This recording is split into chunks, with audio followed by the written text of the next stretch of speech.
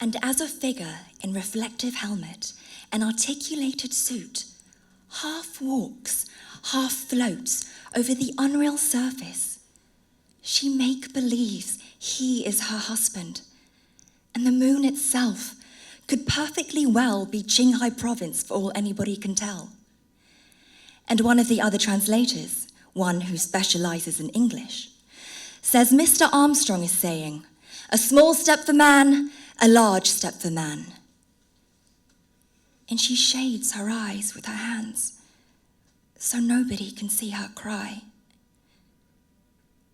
It has been 7 years. There are thoughts that cannot be spoken, but can only be sung. The summons come in the form of a telegram to the secretary of her work unit. She's a week in which to pack.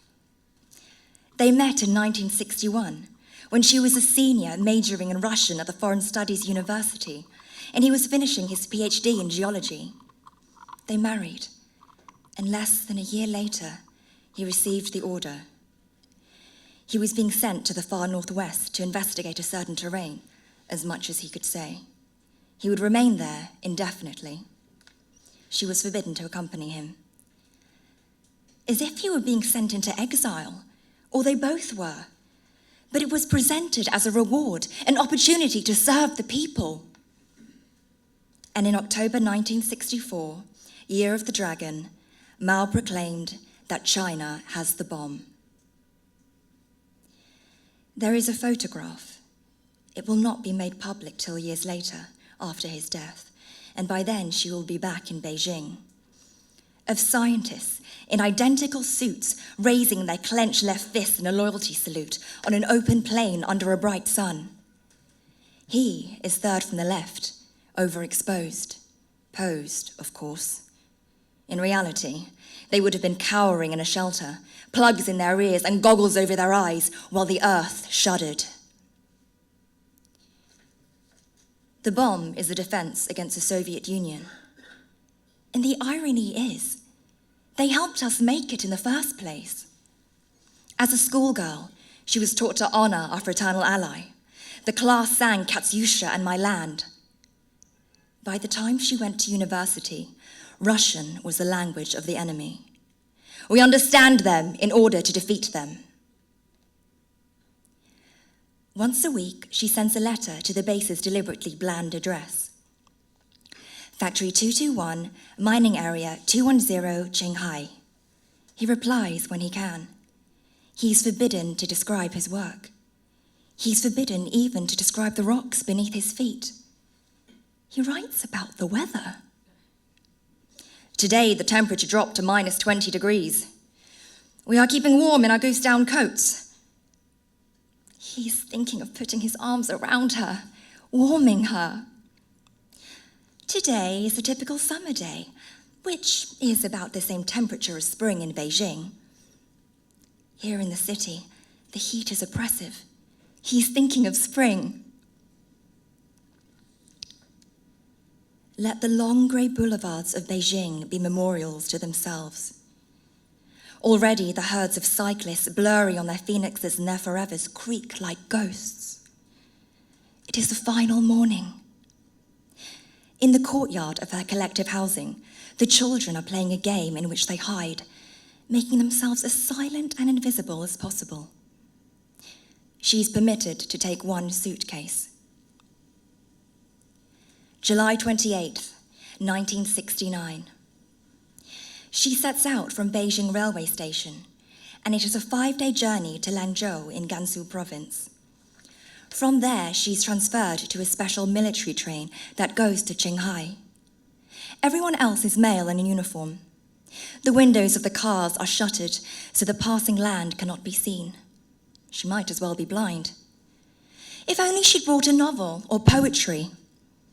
But she didn't dare take any book apart from the chairman's thoughts. By day, she sweats.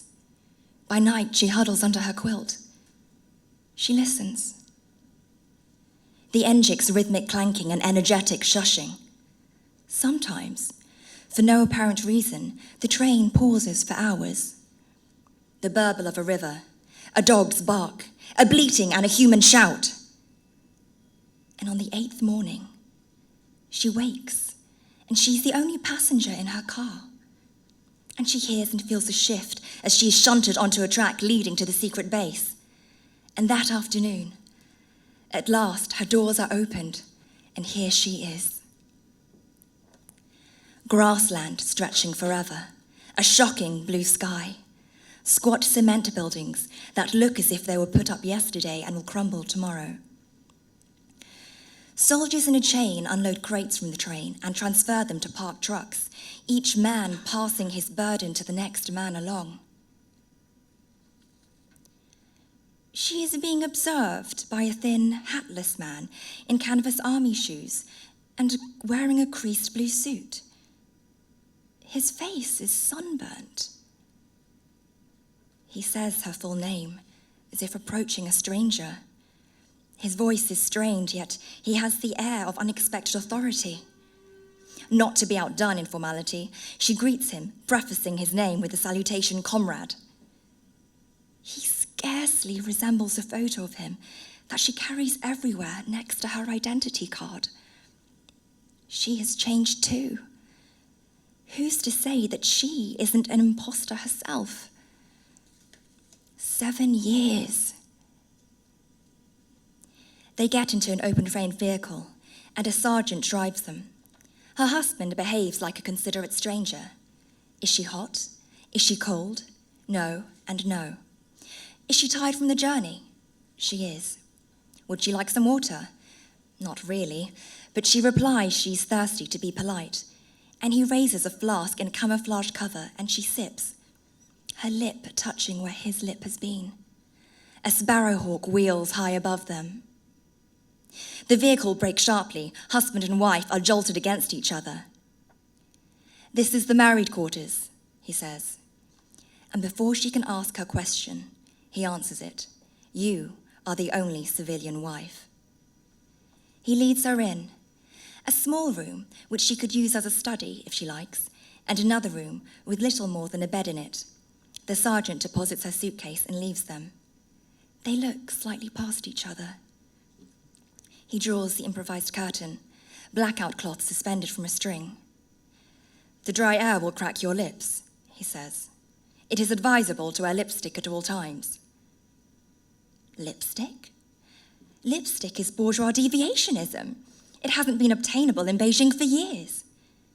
He points with his foot at a cardboard box containing steel tubes of lipstick that resemble bullets. Hundreds of tubes, enough for a lifetime of red lips. They sit on the bed at opposite ends. They had 9 months of married life until he was exiled. They addressed each other as old wifey and old hubby, playing at marriage. She unscrews a tube and applies it, wriggling her lips and pouting to spread the redness evenly. It tastes like perfumed machine oil, and perhaps it is. He undresses her. His fingers consider her, inscribing target areas on her skin. For the first year or so after he left, she dreamed of him every night, and she would wake to the astonishment of his absence. And then, gradually, like stars in an urban dawn, he faded out of her dreams. She has no specific memory of making love to him. It wasn't something separate from their life. It was their life. He has her lie down. Her head is where feet would normally be. Eyes closed, she watches him through her nostrils. Qinghai stretches from the great saltwater lake in the south to the plateau on the Tibetan border. The geologist sets out on an exploratory trip. He examines her, investigates her, takes a core sample, and as Qinghai thrashes and screams, she is a tiny figure within the province of herself. She's cast back to Beijing, to her desk at the institute, with its precious window looking out to the north. But this version of the city is ecstatic, distorted. Instead of a flat street with cyclists, there is a broad highway lifted high in the air along with extra highways looping around, all rich with candy-coloured cars, and instead of a vista of a horizontal apartment building, glittery towers stretch up into a misty heaven. And passer-by, dressed in bright wisps, stare back, not seeing her. Once again, she is the terrain of Qinghai. She yearns for impossible Beijing. She's a wife on a hard bed, a husband's weight holding her where she is. The following morning, she reports to her job, the one he found for her. She's not here as a wife, there is no such category, but as essential technical support. She has a chair and a desk of her own, army issue, with the characters for librarian painted in red on the underside. The collection is excellent. The textbooks are mostly in Russian from the 1950s. In the geology section, she notices a much-thumbed classification and identification of metamorphic rocks by the great Davidovich himself, who taught her husband. Also, there are journals and preprints. There are blueprints and technical specifications with Cyrillic markings. There is a file of secret photographs of Soviet installations. And she is astonished to find, on an open stack, an entire bookshelf loaded with classic literature, Tang Dynasty poems in which the male author speaks in a female voice, the erotic novellas of Li Yu, Pu Songling's horror stories, composed in the decadence of the Ming Dynasty. Foreign books too, in several languages, English, French, German, and yes, her beloved Russian. Here is Pushkin. Once she was Tatiana, besotted with Evgeny, and Gogol and Dostoevsky. How did these books find their way here? And how come they're still permitted? Anywhere else in China, anybody caught reading these would be denounced. So she learns that Factory 221 is not like anywhere else in China. Ringed with barbed wire and guarded by T-59 tanks, it is the securest of prisons, and paradoxically, it has the most freedom. The Culture Revolution does not apply here. The scientists are privileged exceptions, more valuable than giant pandas. They are supplied with their special diet, whatever is needed to nourish their rare brains. Men wander in and find excuses to chat with her. "So you're the librarian," they say. "You're just what we need." There are a handful of other women here, scientists in their own right. When they come into the library, they avoid her or abbreviate their conversations. The library here is not hushed like those at the institute or the university. Men smile at her and reminisce about the heroic era in the early history of the base, when the scientists lived in army tents and survived on mutton and barley buns. A fluid dynamicist, Jin, reminisces about the 1950s, when Mao and Stalin shook hands, and behold, the friendship in Hotel Beijing, Hotel Druzhba, was filled with Soviet advisors. Jin was friends with Vanyushin, whom he jokingly nicknamed Wan Yuqin. They went on long walks together and talked about poetry. Then, Mao quarreled with Stalin, and all the advisors had to leave. Jin is short, with poor teeth. He shows her a photograph of himself and Vanyushin, a tall blonde man in the Temple of Heaven. That evening, there is a concert in the dining room. Under the portrait of Mao, a physicist plays Chopin, followed by a string quartet. The violinists are mathematicians, the viola is an electrical engineer, and the cellist, with his shock of white hair, studied at Harvard in the 1930s and brought nuclear chemistry to China. Afterward, drinks are served. Not alcohol, of course, which is forbidden on the base, but an instant sour plum juice made from a powder dissolved in water. The name of the first bomb test was Operation Qilin. The Qilin is a mythical creature with the body of a deer, the tail of an ox, the hooves of a horse, and a single horn. And indeed, there is just such a creature, rather bedraggled, created by a taxidermist, just inside the main entrance to the dining room. To the scientists, it is so familiar they pay it no special attention. There's a scarf on the horn, and somebody's coat is draped over its haunch. According to legend, if you burn the horn, what is it really, an antelope's? Like a torch, you will see the future. The Jilin is said to manifest only in the reign of a benevolent emperor. She is an object of fascination. Perhaps one day she too will become as unremarkable as this Jilin. How come her husband is not more fascinated? Or say that he is, but doesn't show it? That night, in their bedroom, he brushes his teeth and makes love to her. Soon he goes to sleep, flat on his back, his arms at his side. There is a little red on his chin and nose, lipstick transferred from her lips. He does not snore. His eyelids do not flicker. He does not exclude her from the bed, but there is no natural way to arrange her body next to his either. A not very married man. This goes on for weeks. Nothing is the matter exactly. He mentions that he's not in the best of health, but he seems fit enough. Most of the scientists are a little overweight. The food is not tasty but plentiful. But he remains skinny, no matter how much he consumes. He has secrets, of course. There are things he cannot even whisper in bed. And then he tells her he's going on an expedition.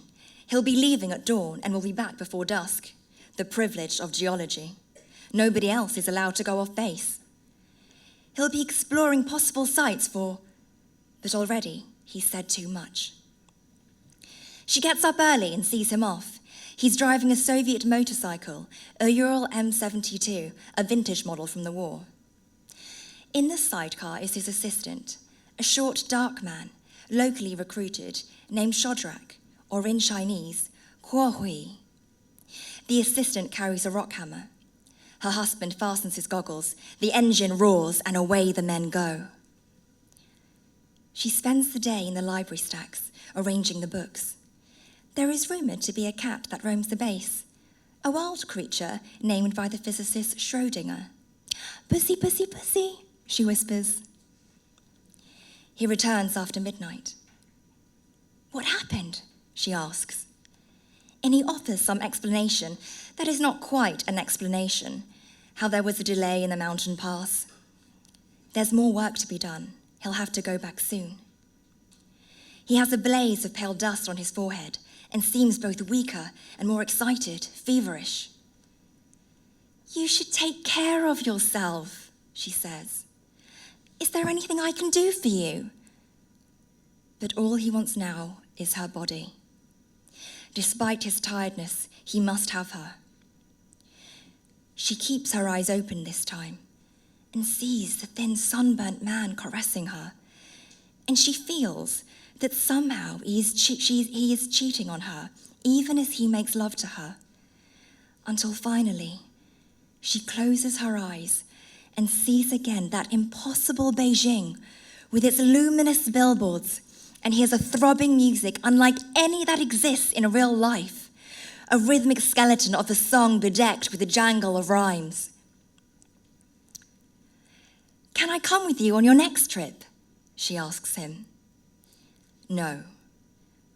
"Why not?" "You don't have permission. Besides, there's only room for one passenger in the sidecar." "But why can't I be your assistant instead of Shodrak? You could train me. How difficult could it be?" "You're needed at the library." "I'm needed with you." She touches his narrow chest, his bony ribs. He changes into everyday clothes. "I'll be going on an expedition again next week." "You mean I can come with? I can come with or I cannot come with. What do I have to learn? Teach me, old hubby." He scratches his chest. He says, "Sing for me." "What?" "Sing me a song, any song." A weird request. Music from her. He knows perfectly well she has no voice. Well, if her husband wants her to sing, then sing she must. What then? There are those songs she's heard over and over again, played throughout the loudspeaker at the Institute. Rely on the helmsman while sailing the sea. The Red Army crosses 1,000 mountains and 10,000 rivers, yearning for a moment of rest. But surely he prefers something more personal. It's not as if they ever had a song that was their song. Unlike other courting couples, they never listened to jazz together back when it was permitted. They never went ballroom dancing. She chooses something she was taught in Russian class, the song of the Volga boatsman. Yo heave ho! Once more again, still once more. Yo heave ho! He lowers his gaze. He says with conviction, "No, you do not have the talent to be my assistant." Over the following weeks, he, accompanied by Shadrach, goes on several expeditions. Sometimes he even stays away overnight. Always he comes back weaker and yet refreshed. Always he insists on making love to her immediately. What could she complain about? He is attentive, considerate, and he obviously finds her physically attractive. Yet he is not quite present, like a dissatisfied ghost. In early September, for the first time, there is frost on the ground. The winter is about to begin, a poor season for a geologist. That afternoon, he leads her into his laboratory. It is a sectioned-off portion of what had once been a hangar, high with an angled ceiling and with no natural light. The storage bins are repurposed from ammunition containers. An array of scoops and picks and chisels and pry bars hang upside down like bats. She sits on a stool next to a polarizing microscope, her head bowed as if imitating its posture. The assistant is in the corner, squatting, removing rock samples from a bin and sorting them. Her husband addresses her as if delivering an ethnographic lecture.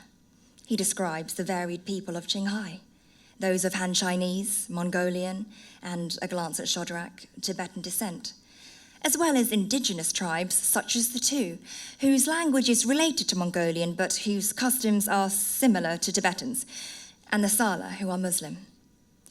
What's this to do with geology? She thinks. The peoples interact. He says they influence each other. In the course of my exploration, I encounter peasants. We exchange food and drink. They give me directions. They understand the earth on which they live. He adds, sometimes they sing. What? The men and the women, they sing to each other. Folk song? Is this what you mean? Yes. Like the songs we were taught in school? Not like the songs we were taught in school. It's called a huar. A man sings it to a woman, and a woman sings it to a man. They keep it up all night long. He confesses, I cannot sing myself. I have no memory for music. But my assistant, I call him the human phonograph. He raises a finger like a conductor. Shadrach, without getting up, without adjusting his squat, without any change of expression, sings. His dark face is as opaque as ever. She cannot understand the words. Whatever language this is, it's not Chinese. But the tune is remarkable, soaring and tumbling like the mountains of Qinghai. It does not last long. In silence, he continues sorting rocks.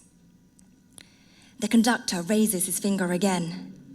Once again, the human phonograph produces the same song, identical in every regard to his first performance.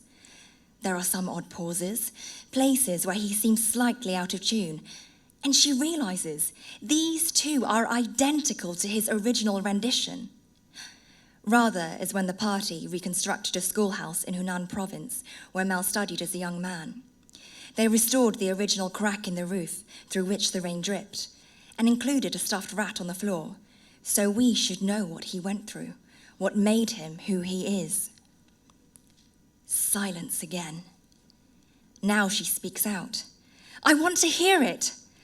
The song repeats a third time, precisely as before, with all the peaks and valleys. In the middle of a bar, she barks, Stop!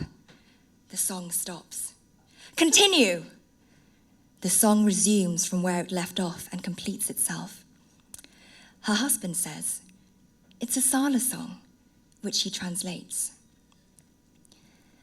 The red morning star lily is blossoming. It blooms radiantly. The young woman is ravishing. She has gorgeous eyebrows. He says, the way it works, the first half of a Huar song is a description. The second half is an explanation. He looks down at his feet. I made something of a study of these songs while you were away in Beijing. My hobby, you see. This is the nearest he's come to telling her that he loves her, that he missed her. And he was taking a risk for her sake too. Huar is surely illegal, bourgeois sentiment. The peasants are so isolated they don't understand it's against the law. But her husband knows. That's why he can't record them in any way except via the human phonograph. And Shadrach too. Wouldn't he be at risk? Might he betray his master? But he is too simple, too ignorant to be aware of any danger. Her husband signals the human phonograph, and a different song is heard. This time it's in a Chinese dialect, which she can follow. For so long the thick grass has grown on the cliff. I could not cut it as a sickle is blunt. For so long I have been in love with my girl. I could not tell her, as I am shy. That night in bed, in the dark, she draws him to her. They lie side by side, and he tells her about his early days at Factory 221, how tough it was at first, the primitive conditions. But we had comradeship. Everyone was in it together. He talks about the other geologists on his team, men like Four Eyes and Badger and Quartz and Uncle Shu. The names mean nothing to her. They're not here now. She asks, what happened to them? Ah, they're gone. She hears the tension in his voice. What is he implying? That they were dismissed? Were they denounced and punished in some way? Were they accused of being counter-revolutionaries? He clarifies. They got sick. And they're dead. She realizes that the reason for his promotion, the reason he has the power to bring her here, is not because he is especially brilliant, but because he is the senior surviving geologist.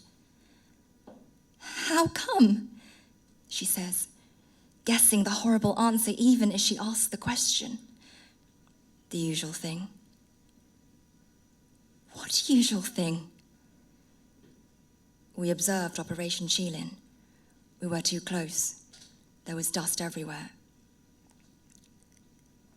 And you? I'm lucky. The doctors say I could live for years.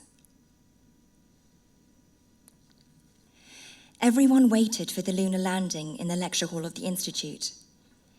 The English translator elucidated Mr. Armstrong's name with his finger in the air as he sketched the characters for Arm and Strong. And what about Mr. Aldrin? Somebody asked. Is his name auspicious too? But his name, like most names, signify nothing, neither good nor bad. She hears his slow breathing. He's fallen asleep. It wouldn't be right to wake him, and she can't sleep herself. She drifts along the edge, not quite dreaming. A snow-capped mountain, a mushroom cloud, a creature with the body of a man up to the neck, and in place overhead, the horn of an old-fashioned phonograph. She wakes in the night, a sense of doom, and she recalls what her husband told her. What was she dreaming of? Not of him. So in that sense, she was unfaithful. Her dream is adapted from a story in a collected works of Anton Chekhov, Volume 2, which she's been reading in the library. It is about a bashful officer in the Tsarist army who is invited to a social gathering in a villa. He wanders into a dark room. A woman, supposing he's someone else, kisses him. They never meet again. In her dream version, she is the woman from that story. She is having an illicit affair. By mistake, she kisses the shy, whiskery fellow. She is shocked, then repulsed, then struck by her own power, goes in search of the original man she intended to kiss. What a sadist the author is. It's just a story. The author can give it any ending he wants. Let the hero meet an entirely suitable woman and they fall in love and live happily ever after. But once it's published, the ending can no longer be changed. When Chekhov wrote The Kiss, he was dying of tuberculosis. She understands him, but does not forgive him. He takes a turn for the worse. That September is the last time they make love. The last time he goes out on geological expedition. He suffers during the long, harsh winter. An oxygen cylinder hisses behind their bed. He is transferred to the base hospital. She visits and lies to him as a wife should. She says, "The doctors inform me you are getting better." She thinks of Emperor Qin Shi Huang, who was so determined to live forever that he took an elixir of immortality which contained mercury and so brought about his own death. As she does her work now, there is a hush about her, appropriate for a librarian. Her calligraphy: "The earth is mutable, the sea becomes a mulberry orchard, from Mao's The People's Army captures Nanjing," has pride of place in the exhibition in the dining room. He feels better, and then not better. In the spring, he loses the ability to speak. He cannot communicate in any way. "Is he capable of seeing me?" she asks the doctor. "No." "Can he hear me?" "Possibly." July 18th, 1970. Her husband is in a private room. There is another bed not made up. She lies down on it, parallel to her husband. His oxygen cylinder hiccups. She was a girl, gripping her grandmother's hand when the ancient wall around Beijing was demolished. She gazed through the refractions of dust at the naked, vulnerable city. Swarms of volunteers took the rubble away. "I have brought you a gift," she says. Shadrach is standing between them, facing neither. Impassive as ever, the human phonograph sings. "Come to the orchard if you would like to taste the cherries. There are thousands of summer flowers blooming. Do not be sad because we are parting. In a few days, we will meet." She sees the figure in the middle, Kuohui, whatever he goes by. From this angle, he could be almost any man in a peaked cap and a dark blue jacket. His eyebrows meet in the middle. She reaches out. Between finger and thumb, she rubs the cheap patriotic wool of his jacket. She lifts a pocket flap. The concealed button is off-white. She thinks of her husband as he was on their wedding night. She does not withdraw her touch. "Come to the orchard," he sings again. She feels the warmth of a man close by her face. She shuts her eyes and enters her fabulous Beijing. She does not see a panorama of the steel and glass metropolis now, but rather a vast deep pit with many yellow-hatted workers swarming in and about it, where the foundations are to be established for the tallest of towers that shall one day be built. And playing in the background, like film music, there is a choir. She hears another song, a third song, a fourth, in what might be Tibetan or Mongolian, Sala or two. Any of the numerous languages she does not know.